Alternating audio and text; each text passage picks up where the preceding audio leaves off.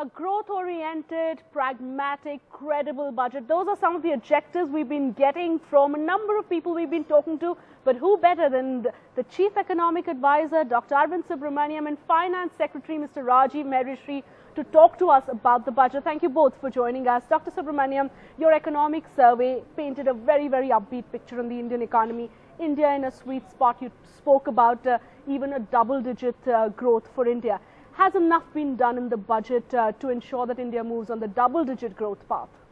Yeah, I think the survey phrased all this in terms of what India's potential is, right? Right. Yeah, not in terms of what actually was happening or could happen or likely to happen.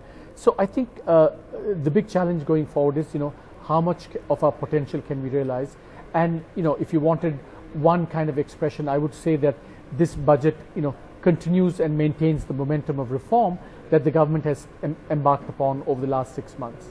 I liked the fact that you said that big bang is only possible in a crisis.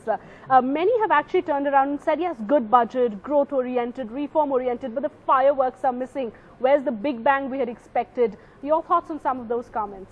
No, as I said, I think the big bang standard was always unrealistic and in some ways unfair, because not only is India not in a crisis, India is, as I've said, is a vibrant but a frustratingly vibrant democracy where so many decision points, so many veto centers, and not just vertically between center and states, but even horizontally across institutions in India. So the Indian economy is like a super tanker, and changing the course of this is not that easy. But so the question is whether it's moving in the right direction and at a nice steady pace, no reversal. And I think this budget pushes that along at the right pace going forward. Mr. Mehrishi, there have been a number of announcements in this budget, and that's what many people are saying. It's an incremental budget. It's a budget which has brought a lot, and there's something for everyone. So in that sense, please all, there's a social security net we're talking about. There's an impetus to infrastructure. There are some exemptions there for the salaried class. But if you as the Finance Secretary could tell our viewers the big picture, what's the one message that we're getting from the budget? No, I think you just put it very well yourself. The message that you're getting is that it's a big country, it's a diverse country with different people, different levels of advantage and disadvantage, and that one has to provide for all the different varieties of structures or classes that you might have. So obviously you need growth to grow the cake, so that you can do something for the disadvantaged. But they can't wait for the cake to grow, so you have to find a judicious mix of that. And I think that this budget does that, tries to find a judicious mix of what can be done by way of growth and what can be done by way of equity. Mr. Subramanian, I want to ask you, in your economic survey also, there were various recommendations, various suggestions which could be taken up in the next couple of years or so. But looking at the current state of manufacturing in the country, the IIP gives us the right picture. Do you think enough has been done in this particular budget to help the government achieve the target of taking the percentage share of manufacturing to GDP to 25%? I think if you see what we need to do to revive manufacturing, a number of things need to be done, right? And I would say, reforming labor and land laws would be one of them. The other would be to beef up infrastructure, right? Because manufacturing tends to be very logistic intensive.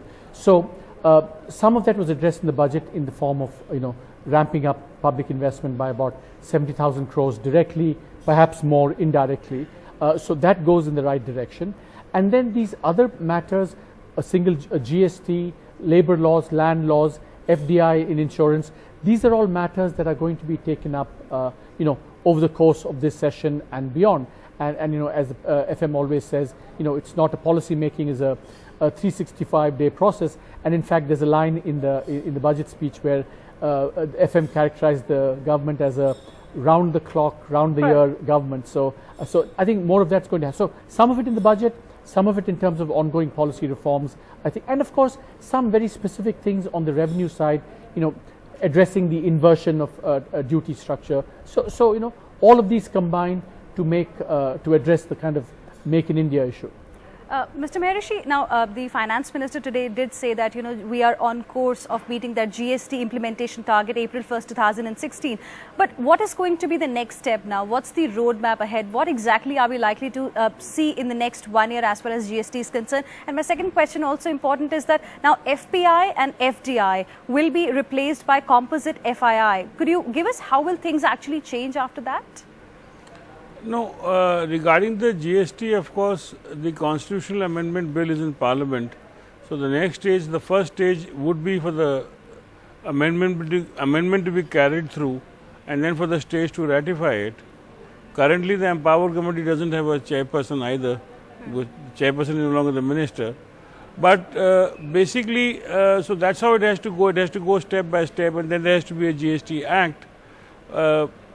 The second question was regarding FII and FPI. See, the distinction to make between FDI and FII is not only difficult, it is perhaps a little artificial at times. So it unnecessarily creates, interpretation issues, and interpretation issues are never good for investors.